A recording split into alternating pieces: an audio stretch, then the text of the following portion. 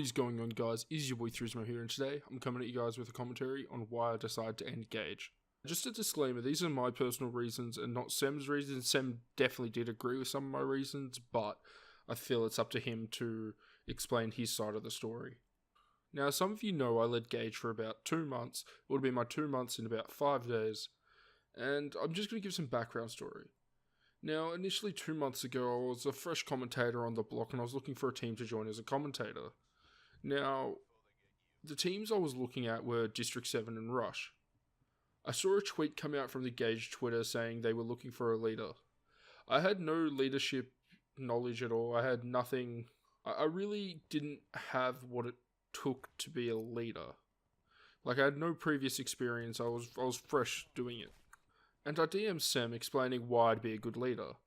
And thankfully for me, he took me on. He decided to take a risk with me, and I started as a co-leader. The first month and a bit was incredible. I recruited some absolute gems, which have gone on to big things now. Senator, Rebsy, they've all grown, and they've all just, they've all got their name on the map a bit more. That first month was probably the best month of GaGe, in my opinion. We were uploading regularly, we were smashing out content, we were recruiting some insane members, and our videos were doing great. Even though Black Ops 4 wasn't out yet, we were still doing very good in terms of videos for Infinite Warfare and whatnot due to amazing gameplays we had been getting. The last month was very hard for GaGe. We had lost a lot of players. First one was Senator. Like, don't get me wrong, I'm not blaming this on any of the players. Like, they decided to leave, it's their decision, I completely respect that. First player we lost was Senator. He was one of our main sources for gameplays. And from there on, we kind of just fell. We went through a spree where it was daily uploads, We kind of all decided to focus on ourselves and our own channels during Black Ops 4. Now, that's probably why the team kind of flopped a bit. We kind of lost interest in leading a team. We were more focused on blowing ourselves up. We were all kind of focusing on our own thing. We all wanted to do our own thing. And when the Rush and District 7 RC came out, like a few days after the GaGe RC, everyone who was going for the GaGe RC just stopped going for the GaGe RC and decided they wanted to go for the Rush, the D7 RC, which is completely fair. I understand it completely. And the GaGe RC kind of flopped. Like, there was no one really which stood out to us which was going for it. Like, there was a few, of course, but like, we really needed pub stompers. We weren't really getting gameplays. We weren't really, getting anything amazing. Like, I don't know if you noticed, but the first few videos on the GaGe channel on Black Ops 4 were basically just like clickbait videos, how to get gold, best settings, and that kind of shit. It wasn't really gameplay. We kind of steered away from our roots, which wasn't good. It just didn't feel right uploading that sort of stuff to the GaGe channel. Like, I wanted to upload pub stomping gameplays. I really had faith in this team. I had, like, a lot of motivation going into Black Ops 4. And, like, only a handful of members in the team were grinding. Like, I'd ask for gameplays to commentate over, as I'm happy to commentate all the time. I asked for gameplays to commentate over, and people just, ignore it. They wouldn't give me any gameplays. So, I know it's easy to say kick players, but, like, we're at that stage in the team where we needed everyone. We needed all the players we had. Because we were that short on players, that short on designers.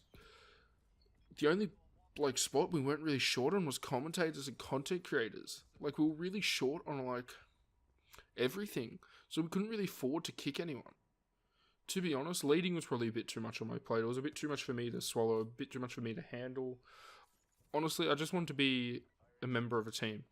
Now, don't get me wrong, GaGe has been an amazing experience. I loved every moment in it, and I wouldn't be the commentator I am. I wouldn't be the person I am.